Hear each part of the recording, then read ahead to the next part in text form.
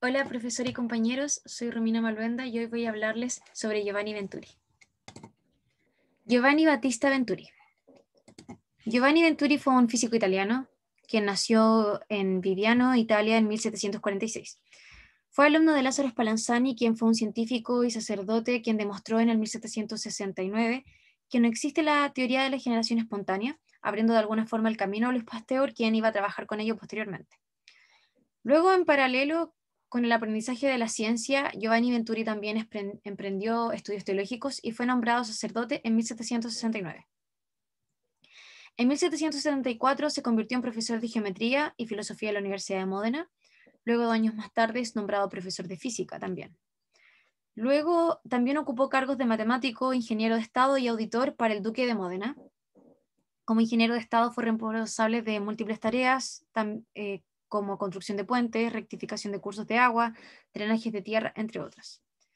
Luego, en 1786, se le dio el cargo de profesor de física experimental y a la universidad en la que estaba, donde pudo organizar un laboratorio. Luego, 10 años más tarde, se traslada a París como secretario en una delegación enviada por el duque de Módena, lo que le permitió permanecer allí 1 año y medio y dedicarse al estudio de la mecánica de los fluidos.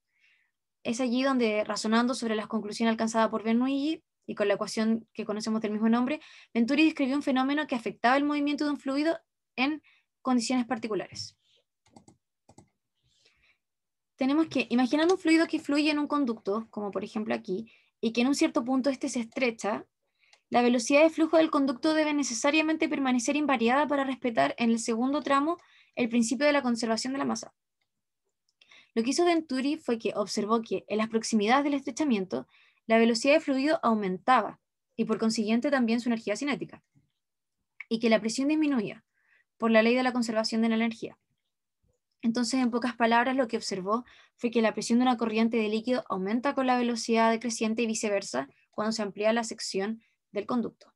Y a este fenómeno se le conoce como el efecto Venturi. El efecto Venturi se basa en estos dos, en el principio de continuidad y en el teorema de Bernoulli. Tenemos que el principio de continuidad consiste en que en el caudal hay una sección 1 que debe ser igual a esta sección 2, por lo que el producto del área por la velocidad en esta sección del tubo debe ser igual al área por la velocidad en esta otra sección del tubo. Y esta igualdad nos indica que si el área 2 es menor que el área 1, como podemos observar aquí, para conservar esta igualdad, la velocidad 2 va a aumentar. Por otra parte, tenemos el teorema de Bernoulli, que si tengo un fluido en una tubería en que las dos secciones cambian por diferencia de altura, como podemos ver aquí, tenemos que la presión 1 más 1/2 de la densidad del fluido por la velocidad 1 al cuadrado, más la presión debido a la altura, la densidad por la aceleración por la altura, deben ser igual a la suma de las presiones en esta otra parte. Entonces, en el efecto, tengo un fluido en una tubería donde tengo un área donde cambia, que es esta sección. Y en esta sección donde cambia el área se produce un cambio de velocidad debido al principio de continuidad que vimos anteriormente, donde la velocidad 2 es mayor que 1. Y teniendo en cuenta también el teorema de Bernoulli, tenemos que los dos puntos están a la misma altura.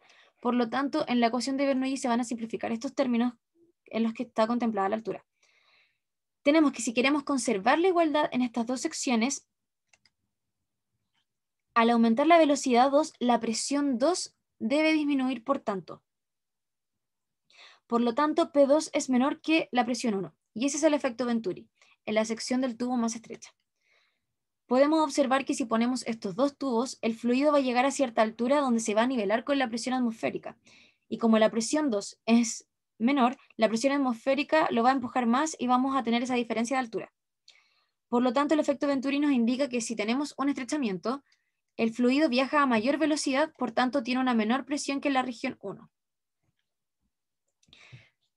Las aplicaciones, tenemos distintas aplicaciones de este efecto, por lo que podemos ver es de vital importancia para el estudio de ingeniería, ya que permite conocer las velocidades de fluidos que se transportan a través de sistemas de tuberías, y podemos ver aplicaciones en la hidráulica, en la aeronáutica, donde se utiliza para la succión en instrumentos que se trabajan al vacío. También tenemos aplicación automotriz, en los motores que utilizan carburación, se emplea para mezclar carburador con carburante, tenemos aplicaciones petroleras, donde se utiliza para extraer fluido de los pozos. Finalmente, mencionar que Giovanni Venturi falleció en Reggio Emilia, donde trabajó mucha parte de su vida, en el 1822 a la edad de los 76 años.